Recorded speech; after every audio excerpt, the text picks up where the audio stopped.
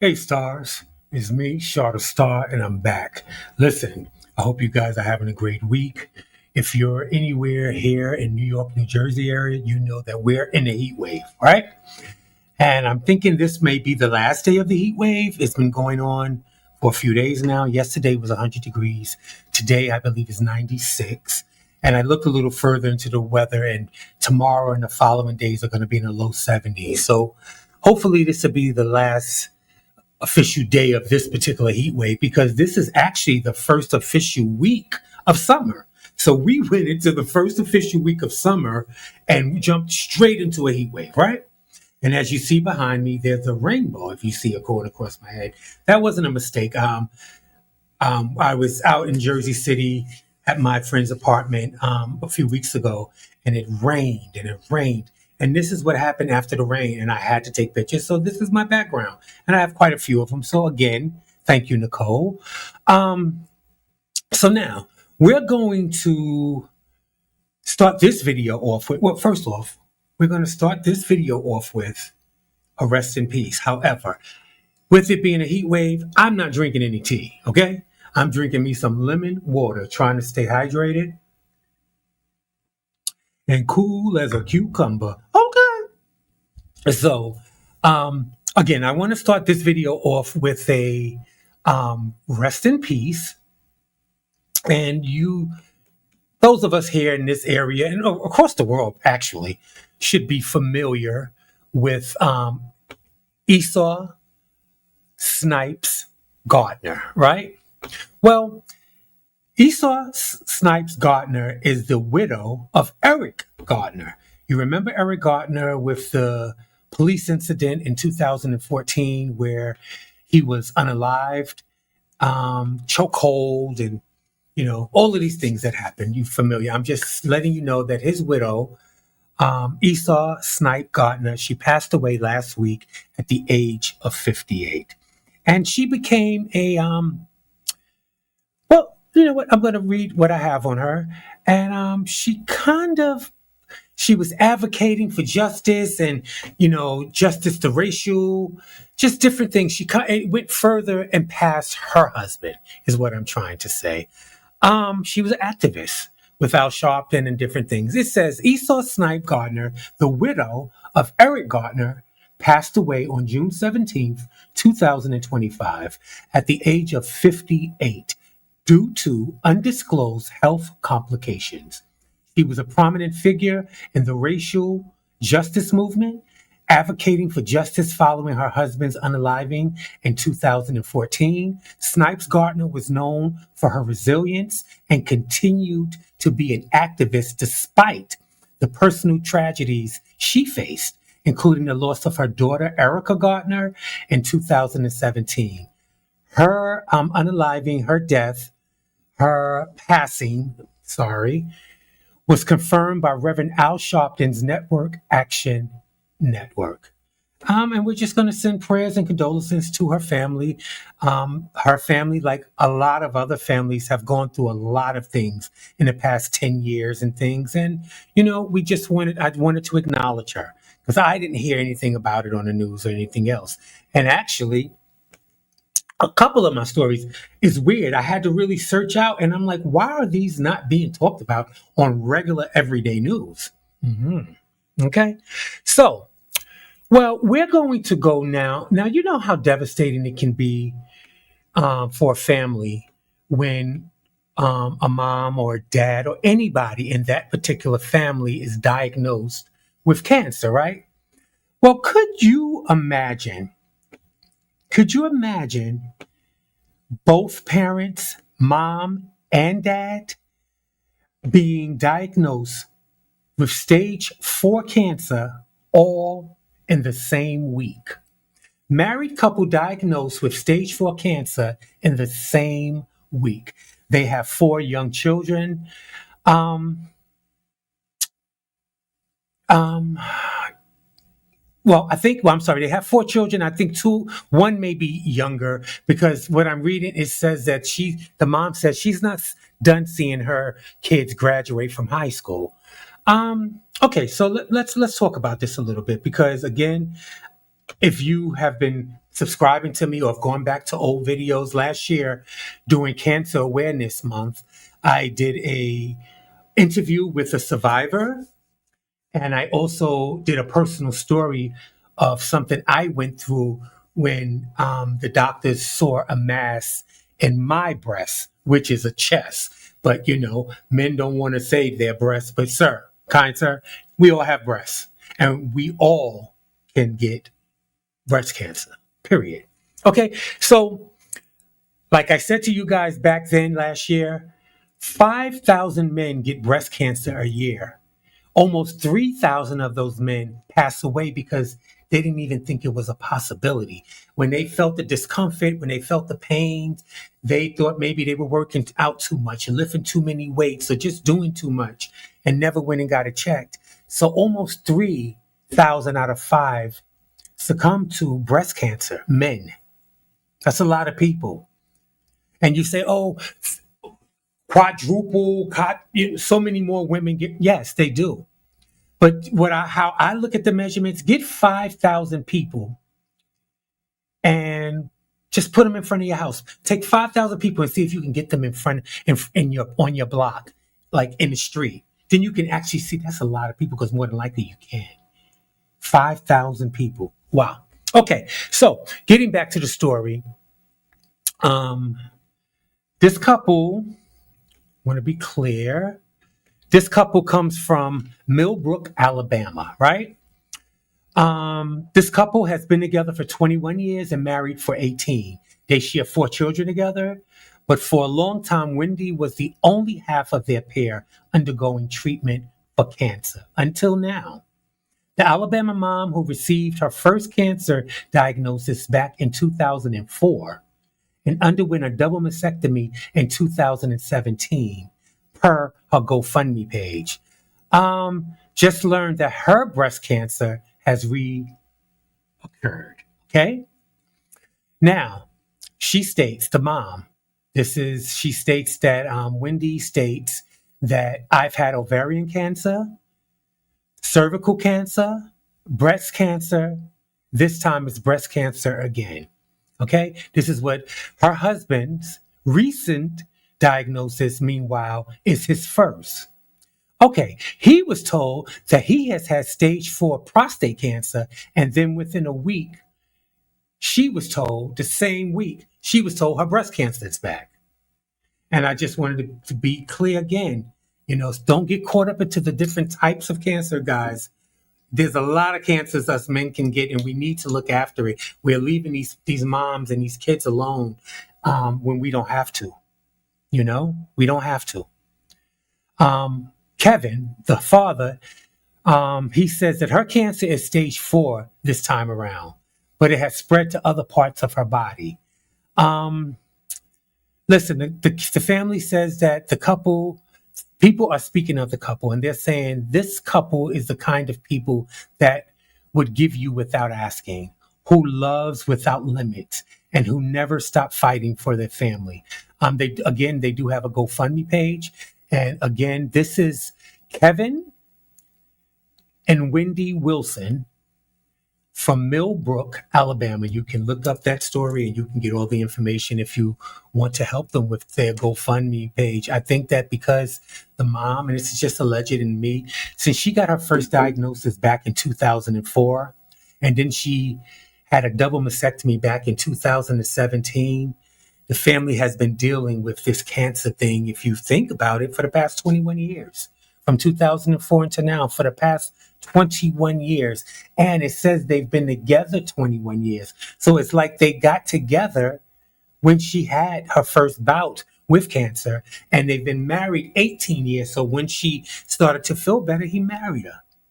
Listen, I sent out my prayers to you, to the family. And like I said, if you want to find their GoFundMe, this is Kevin and Wendy Wilson, and they reside in Millbrook, Alabama. Okay? Just wanted you guys to know that. Okay. So let's see, where are we gonna go with this? Let's see, where am I gonna go? I know that the kids are out of school, right? And the kids are out of school, and you're doing vacation, and you're sending your kids to camps now. Some people are sending their kids to camps, and this is the time now, if you notice, when we start hearing about these particular stories that happened in the school in this past year or the year before, right? Well, a DOE, Department of Education worker, accused of essaying a 13-year-old girl, the DA states, right? Now, this happened in Queens. Now, I know the kids are out of school, but keep this in mind. These animals are everywhere. These monsters are at the day camps, the weekend camps, the summer camps, and they're there. You have to open up a line of communication with your kids. You have to. And you have to make them feel like they're seen and that they're being heard. I know a lot of times as parents, I'm not a parent, but I know a lot as of adults going through very stressful things, especially with this administration, our government administration that's in now. There's always something going on every day, right? And I say all that to say sometimes we're so overwhelmed as adults that when the kids come to us, because see, I remember we've all been kids. And I remember being a kid before I wanted to talk about something with my parents or grandparents or whomever I trusted, I would propose them certain questions just to see how they react to it. You know what I mean? Because you want to feel safe and you want to feel comfortable and you want to feel like you're being heard. And sometimes in this day and time with the adults and even the kids, but mostly the adults trying to keep food on the table, trying to keep a roof overhead, um, we, we're short with our kids. And when the kids start asking you certain questions, instead of us like, what are you talking about? Instead of giving them that, and even if you give them that in the beginning, go back and retrack and let them know, listen, mommy or daddy or uncle or auntie, I'm under a lot of stress right now, but I do want to hear you. Please let's have this conversation about the questions you were asking me earlier. You have to make them feel like they're heard, or you won't hear these things until they're way too late. Okay, so this happened in Queens, New York, right? A New York City teacher is accused of essaying a 13-year-old girl earlier this year. It just came up right here at the ending of the school year. But David Ospino, 36, was arraigned on essaying and endangering the welfare of a child charges in connection to the January 11th incident. Now, this happened in January 11th. We're now June 25th. Okay? Like I said, you have to keep a line of communication. I'm not saying that this is why it's just coming out. I'm just stating that a lot of times we are very short with people. I'm very short with people, and I'm not even a parent. And we have fur baby, so and you can get short. And I just want you to know that the kids are feeding off of that. Ospino, the teacher who was off duty, allegedly essayed the teen in an unknown Queens location sometime between 5:45 p.m. and 8:30 p.m. on January 11th, 2025. Okay? According to the criminal complaint, it was unclear how the teacher, the DOE worker, knew the child. So they're being very, because you're dealing with minors, of course, I understand, but they're not stating that this was actually the child's teacher. We don't know. They're not telling us. It could have just been a teacher in the building in a school, in the school that the person, the little 13-year-old girl attended. So we don't know if it's directly their teacher or just someone in the building. Okay. And like I said, guys, I'm not preaching to anyone, but I know that this happened back in January, the beginning of the year, the top of the year, January 11th to be exact. It's now coming up in June. And that's why I state sometimes this little girl, maybe I don't know her circumstances, and I'm allegedly it's just coming from me. We have to be a little easy. I know these kids seem grown and they seem out of touch sometimes, but we were all children. That's one thing we've all been. And we know how we would approach. Every child is different. They approach a situation different. Anyway, I wanted you to know, even though school is out, these predators, they are at the day camps and the weekend camps and the summer camps and everywhere and just walking the streets. So I want you to be aware that this is going on. And I looked at the time when this happened on January 11th, and it happened, they state, between 5:45 p.m. and 8:30 p.m. I don't understand. even after school, even if it was an after school thing, why did this teacher have any contact with this student at 5:45, between 5:45 and 8:30 at night? Hello? Hello? School ends at 3, even if it's after school, that's 5, maybe 6. Listen, parents, you have to step up and know where your kids are. You really do. Okay, so let's go to the airports. I have quite a few stories about the airports, right? Um, Luckily, there's no crashes or anything, but I just want to show you how this is an ongoing thing. Okay, well, first off, we're going to start off in Florida. Okay, Florida. All right.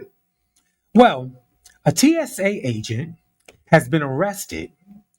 A Florida TSA agent has been arrested for assaulting a 79-year-old JetBlue passenger. Okay? Florida TSA worker assaults 79-year-old JetBlue passenger. Now, we come across some rude people, especially at the airport. I mean, everybody seems to be very short-tempered and in a rush to go nowhere and in a hurry and mind you, we're the ones traveling. They're at work. They're at work. Relax. Okay. Well, let me get this off the screen and tell you what exactly happened. Okay. Well, that picture, it says the Florida police arrested a TSA agent for allegedly pushing a 79-year-old JetBlue traveler at the Fort Lauderdale Hollywood International Airport. Officials say Gianna Wilson Robinson, who is 21, of Margate, committed aggravated battery on the Palm Beach Gardens woman by placing the palm of her hand on the victim and forcibly pushing her.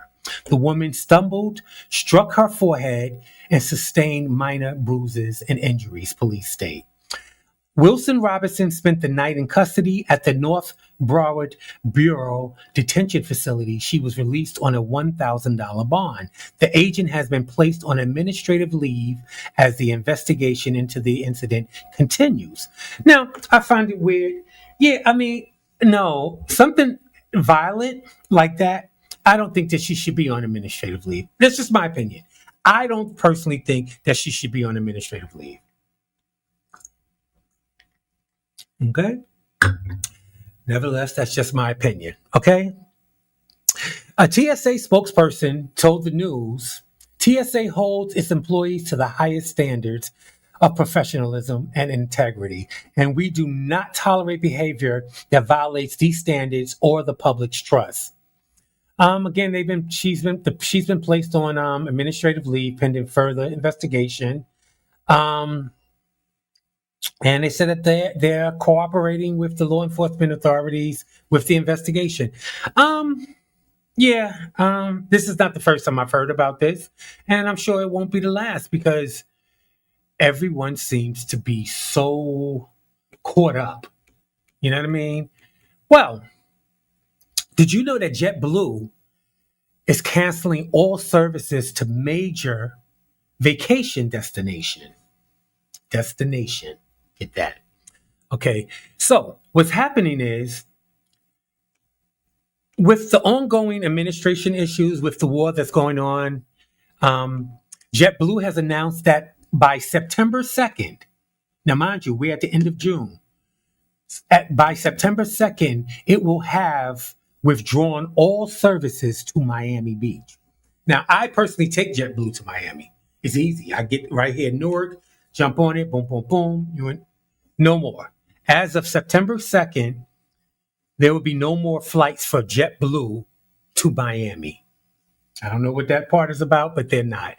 The major vacation destination is currently served by 1 to 2 daily JetBlue flights from Boston. That also will not be happening. So going to your Miami from Boston, they're cutting that too. However, the courier admits that the route is being axed because it has become unprofitable.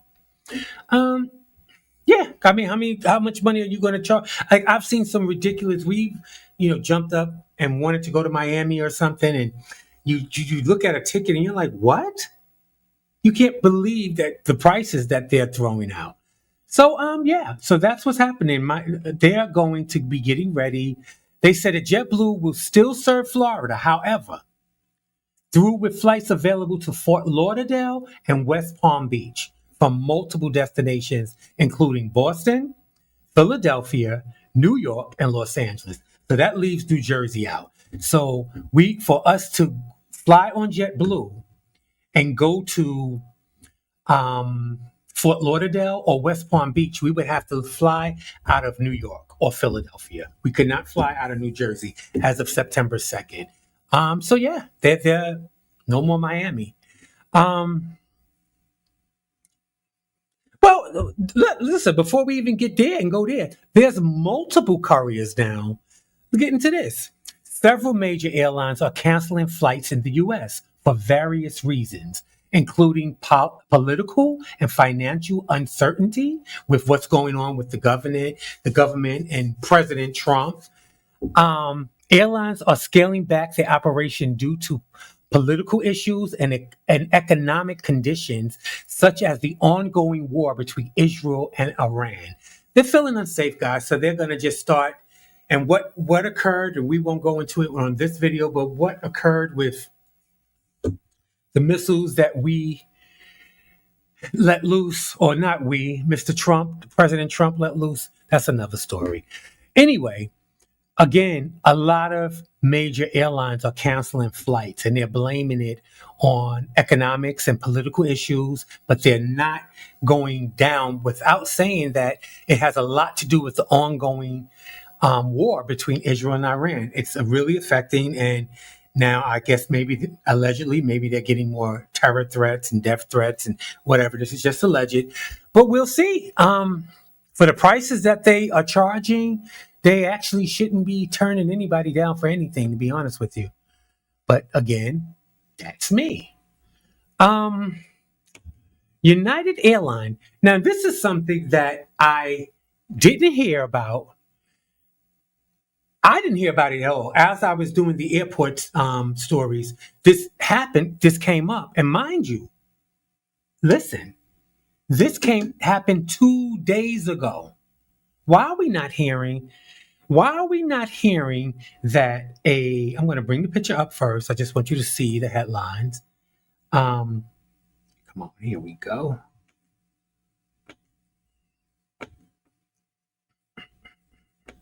Okay, here we go. Why aren't we hearing that United Airlines flight declares emergency 8 hours into its flight? It sends out an international distress code.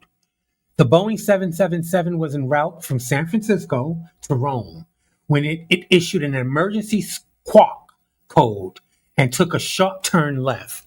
So my question to you is, why are we not hearing about this? Why are we not hearing that a flight from San Francisco heading to Rome, and in the 8th hour of that flight had been up 8 hours, they sending out distress codes, and that they're declaring an emergency, which made them divert and land in Iceland. So they were somewhere between San Francisco and Iceland on their way to Rome, and they had to do an emergency landing, and they're being very quiet, but it happened. That's the T. The T is, you don't have to give me every detail. Sure, I would like to know what happened, but however, I'm going to read to you and let's see. Passengers and crew on the United Airlines from the San Francisco to Rome are safe after plane sent out a distress signal and had to land an emergency landing in Iceland. United Airlines Flight 507, which was operating a 26-year-old Boeing 777, departing San Francisco International Airport at 5:03 p.m. local time on Saturday, June 21st. 8 hours into the trip, halfway across the Atlantic Ocean, the plane descended rapidly to 21,000 feet per flight monitoring. The crew made two decisions. First, to issue a squawk, that's what they call it, a squawk code 7700, an international distress code. Second, to divert north to Iceland for an emergency landing. The 777 is descending, though 10,000 feet. The flight monitoring service reported 10 minutes before a landing. So listen, my thing is, I'm not surprised that it happened, okay? my question is, it's happening so often. Why are we not? Why aren't we hearing about this? Because that's very interesting to know that 8 hours into a flight. That first of all, most flights don't even last 8 hours. I mean, it don't even take you 8 hours to get to California or any of those things. So if you're on an international flight, right, and 8 hours into your flight, something happens. Something happened. Something happened to my next story too. But since something happened, and Lucy, a devil. That was my grandmother. That was Phoebe. Well, let's see. First off, like I said, I think that they should have been on every news channel. Everything I hear about Puffy on every news channel. Real talk. I'm hearing about Puffy on every news channel. Well, let's go here. Did you know that there was a man last? This happened on maybe 3 to 4 days ago, allegedly. In Albany, police found a African American man hanging, and they, after their little investigation, ruled it a suicide. Okay, so I don't know what type of investigation they did that ruled it a suicide. But okay, now we're gonna come on. Something's happening. Okay, here we go. Now I've heard three different reports on this. Right now, one report they're saying that man found hanging in Albany from a tree, and the police declared it a suicide. Okay, very well could be a suicide. Well, now that it's been a few days now, um, the family does not agree. And at the time the police did their investigation, which I don't even know what kind of investigation that was, the person was unnamed. They claimed to not even know who he was. Okay? They claimed to not know who he was. But mind you, they did an investigation and declared it a suicide, unaliving, self-unaliving, sorry.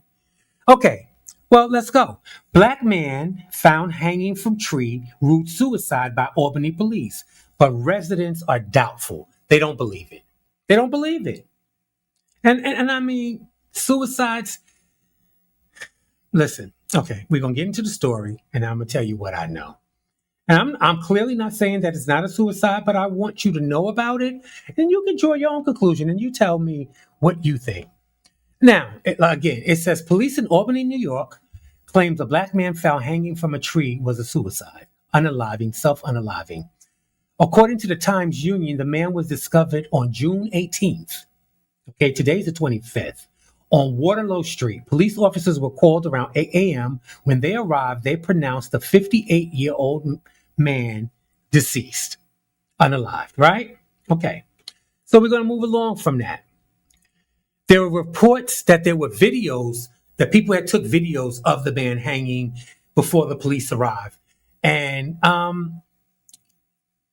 anyway, they've been removed. I didn't even go look for them because I wasn't interested, but they've actually been removed and taken down because the man had not been identified at that time. Okay, so moving right along. So the police stated that they believe it was a suicide. Okay, at the time, based upon preliminary investigations, the circumstances appears to be consistent with suicide and no evidence to suggest that the incident is criminal in nature. That's what the police department is stating in their statement, right? News One reports that there are doubts over the police ruling from residents and people claiming to be family members of the deceased. So now they know who he is, okay? There's been skepticism over its being a cut and dry suicide given how little information has been released about the incident. And that's what I'm saying. Most of the reporting, to be honest with you, has been such little reporting about this, where people have been on social media, of course, doing their own little investigations, right? Several neighborhood residents have posted on TikTok that the unidentified individual was a man named Earl Smith. Okay? He had been baptized recently. He had just been baptized recently. He has a GoFund. His family has a GoFundMe page organized by Melissa Saunders, who writes that Smith was her uncle. So she wrote a whole thing, and she said that her uncle was very loving. Um, he loved to dance. He loved to party. He was a husband. He was a father. He was a grandfather. Hell, he was a great grandfather at 58. Okay, I hear you. They're just saying he had so much life in him. He was the life of the party. He loved to sing and dance, and the party didn't start until he got there. And they don't understand.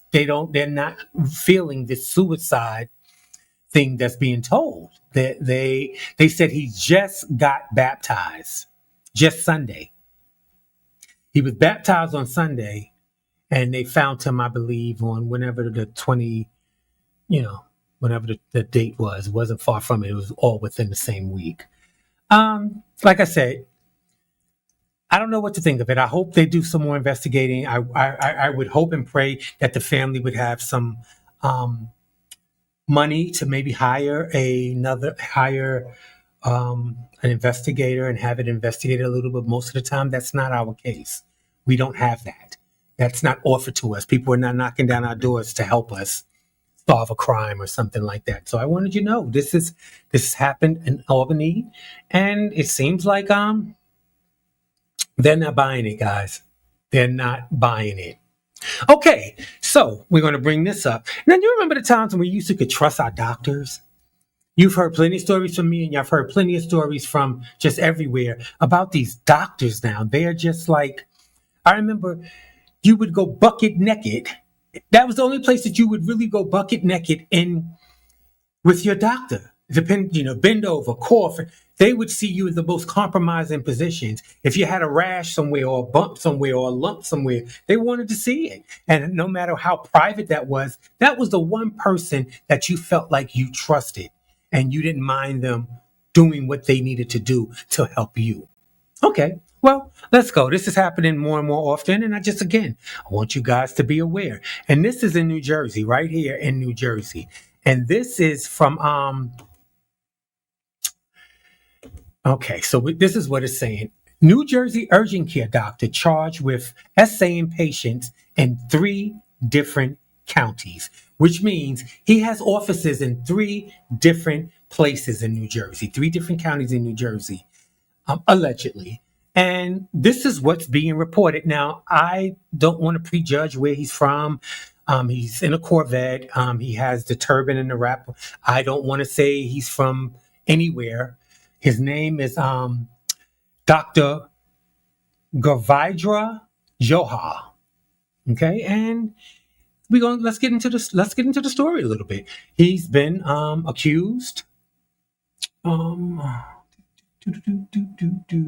Okay, give me 1 second, guys.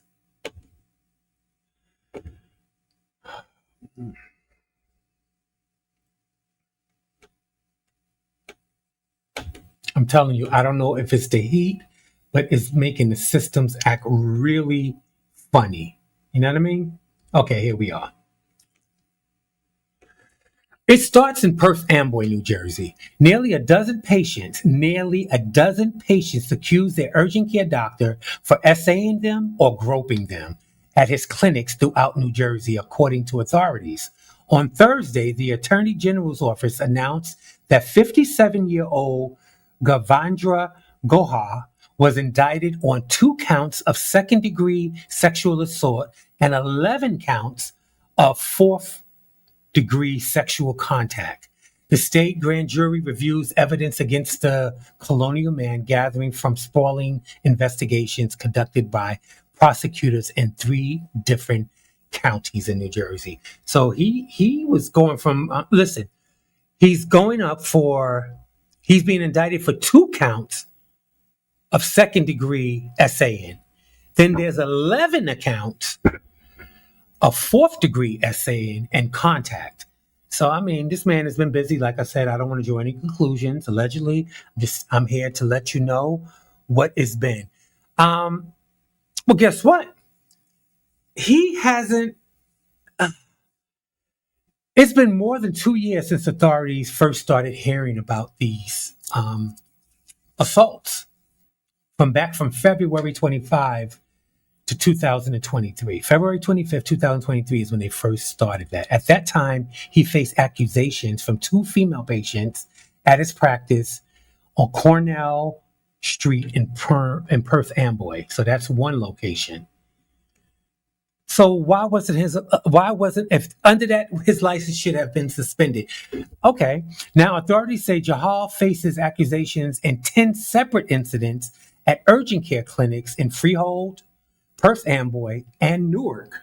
Okay. 5 of the assaults, or half, took place in Middlesex County, according to the county authorities. According to Middlesex County prosecutors, at least one woman was forced to have sexual intercourse with Jahal against her will, so essaying her. Um, they said allegedly Jahal assaulted 3 more patients in the Newark office and 2 more in the Freehold office. Listen, I don't know, but listen, I again remember the days when we trusted our doctors like no other. No other. No other. Okay, so did you guys hear about the yacht, the mega yacht that crashed into the Hudson's piers a few days ago? On matter of fact, this past Saturday. Well, if not, it is over 400 passengers. Well, let me bring this up so you can see the boat that I'm talking about. You guys, yeah, I've actually seen this happen, but they didn't. It depends on who's reporting the story. They make it so drama. It crashed into the docks. Yeah, it probably did. Okay, give me a second. Okay, so this is the boat that we're talking about. It says mega yacht with 400 passengers crashed into New York City dock, injuring nearly a dozen. Well, this has now been updated because this is the boat that we're looking at. Them big yachts we see. Well, 400 people. Well, the dozen people have now turned to 35 people. So a dozen victims have turned to 35 victims. My. So it says that nearly a dozen people at that time, which has now turned to 35 people, were injured on Saturdays after a mega yacht carrying hundreds of people struck a dock on the Hudson River in Manhattan, New York. Just after 4:15 p.m., the New York City Fire Department received a call for a yacht with about 400 people on board that struck a dock at 130th Street and the Hudson River. So they said that people were the injured was taken to different hospitals, close hospitals, whatever was close, but no fatalities were reported. Yeah, they all said they all went to local hospitals with minor injuries. No fatalities have been confirmed or even said, actually, to be honest with you. Um, hmm. Wow, guess what? A new update. They are stating that the captain has been charged with a DWI.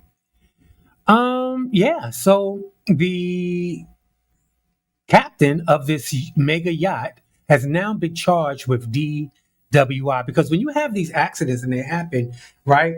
Um, that's why it's important to not drink before the job if you're a captain or whatever it is, because when things like this happen, they drug test and alcohol test all the captain, assistant captain, whoever's in control over the boat. They drug test you because they want to know. Because remember, now insurance have to pay these people, these 30 something people that have now, and I'm sure there's going to be more lawsuits at that, especially when it gets out that the captain has now been charged with DWI. That's a lot. So now it's really, okay. So yeah, so I'm sure we'll hear a little more about that because it's the beginning of the summer and people will be talking about it. Now I don't know how many of you guys remember, but back in December of last year, I had told you about a story about a few family members and they received a cake on their doorstep and a nice note, and they wound up taking the cake into the house and actually eating it.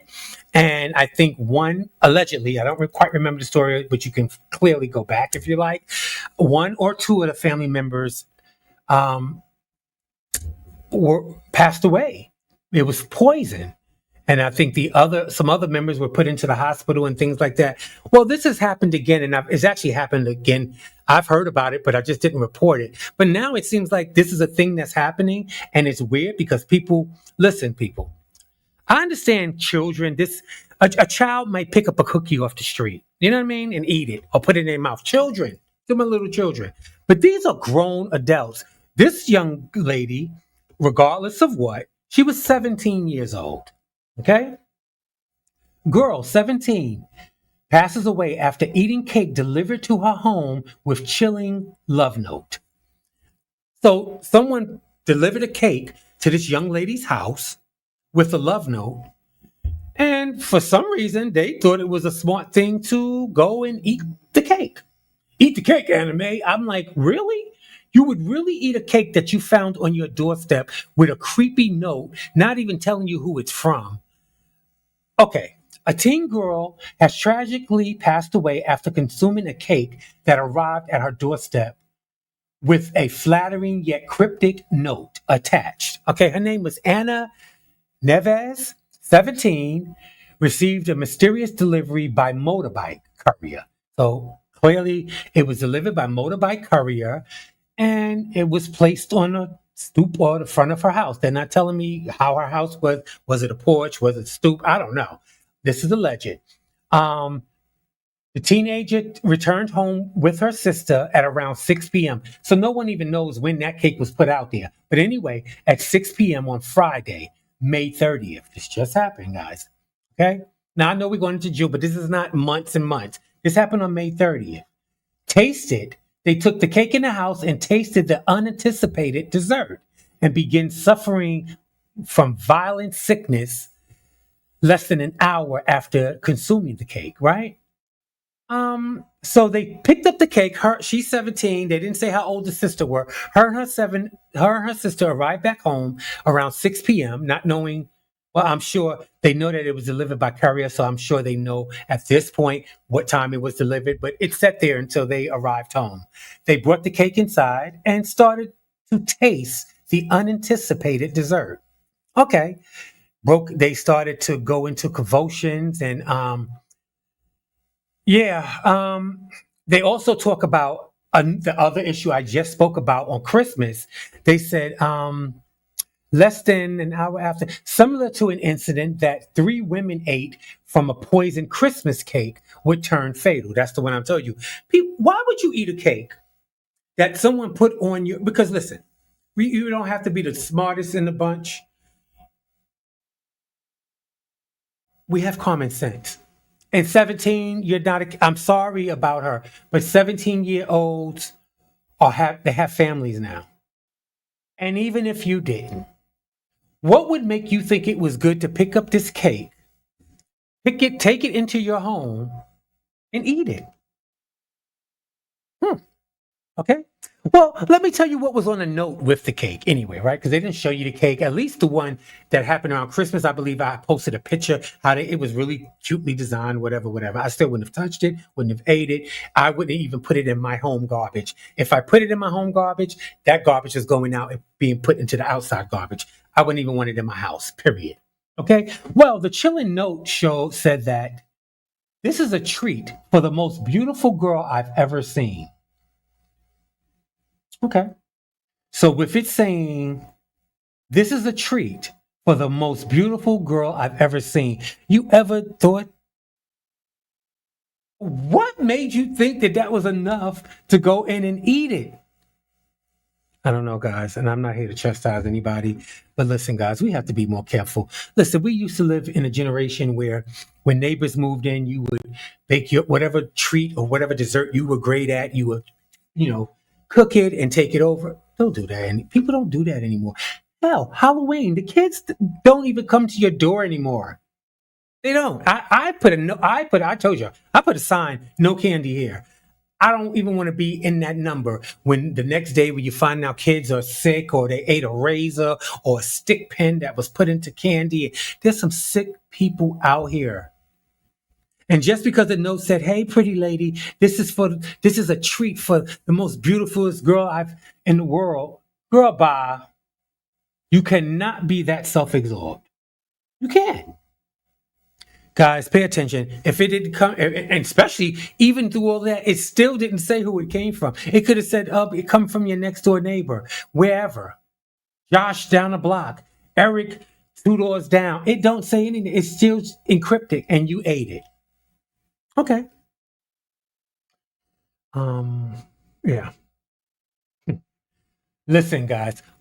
Before I end this, because that was pretty much my last story, but I want to say to you guys, I was looking at, you know, how do you notice how we're not seeing much news about congestion pricing like we used to? You notice that? You notice how the president said that when he was going to come in the office, he was going to kibosh it. He was going to cut it. He even threatened the governor of New York, um, Kathy Hochul, I believe, allegedly. You know, um, threatened her that they're going to court and congestion pricing would end. Well, I'm not hearing anything about congestion pricing, but what I am hearing about congestion pricing, well, did you know that congestion pricing went live in January, right? And we are now at the end of June. Do you know in May, just May alone, congestion pricing collected $61 million? Now, that was the highest month since January, since it started. So, May made $61 million. That's the highest grossing that congestion pricing has brought in for the city of New York, for transit, for whomever. Well, the total money that has been brought in through congestion pricing since January to now June is $219 million. Congestion pricing has brought in $219 million from its conception in January to now. They ain't never getting rid of, girl, please. They ain't never getting rid of congestion pricing. It's making, we thought, you know, most people like myself, I don't travel into the city that much. I have just recently, like I told you, I went to an event of a month or so ago, and I was heading to Long Island. So of course I went through Manhattan. So, I mean, I did congestion pricing, boom. But it's not something I want to give them my money for. I'm already paying tolls and paying hefty to leave New Jersey, okay? To come to New York for whatever reason. No. And people were talking about, oh, they were going to do this, they were going to do that, they wouldn't be driving their cars. Somebody driving their cars for them to have collected 61 million in 1 month, the month of May. They collected $61 million. And from beginning to now, congestion pricing has made 219 million. And guess what? That was since the report of this morning. They may have made another million since then. That's we don't stick to nothing. We complain about it. We argue amongst ourselves. Some people sit around and really put the trust into the president, Trump, that he was going to end it in kibosh it. Why? He doesn't care about that. He doesn't care. Did you guys hear him cuss on like live TV? I don't ever remember any president ever cussing on live TV. Wow. But that's the real Donald Trump. That when you saw him there arguing, talking to the reporters, and he cussed, that's the real Donald Trump. That's him right there. There you go. Y'all been looking for him? There he is. But again, congestion pricing, I don't believe, just me. Congestion pricing ain't going nowhere in the matter of 6 months. They've collected $219 million. Listen, it shouldn't be a pothole in New York. This is what I'm saying. They do all of these things, and there should be a pothole. It just shouldn't be in $219 million in 6 months.